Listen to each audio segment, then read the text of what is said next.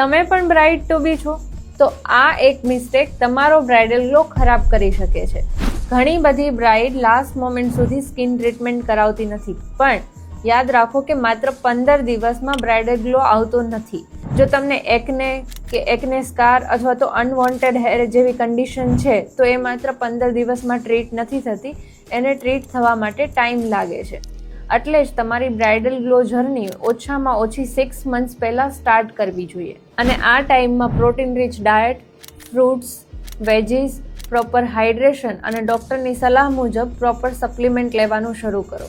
Unwanted hair હોય તો laser hair reduction, pigmentation માટે ક્યુ સ્વિચ લેસર, એકને સ્કાર હોય તો ફ્રેક્શનલ CO2 અને માઇક્રોનીડલિંગ, એકને માટે બાયોરિપીલ અથવા તો સેલિસેલિક પીલ અગાઉથી જ પ્લાન કરવા જોઈએ, કારણ કે આમાં રિઝલ્ટ આવવામાં ટાઈમ લાગે છે. અને વેડિંગના લાસ્ટ મંથમાં કોઈ પણ એક્સપેરિમેન્ટ ના કરો, કોઈ પણ નવી વસ્તુ ટ્રાય ના કરો.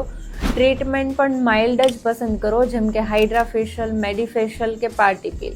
માટે બ્રાઇડલ ગ્લો માત્ર મેકઅપથી નથી આવતો, પણ પ્રોપર પ્લાનિંગ અને રાઇટ ટાઈમિંગથી આવે છે. અને આવી જ યુઝફુલ ટિપ્સ માટે અમારા પેજને ફોલો કરો.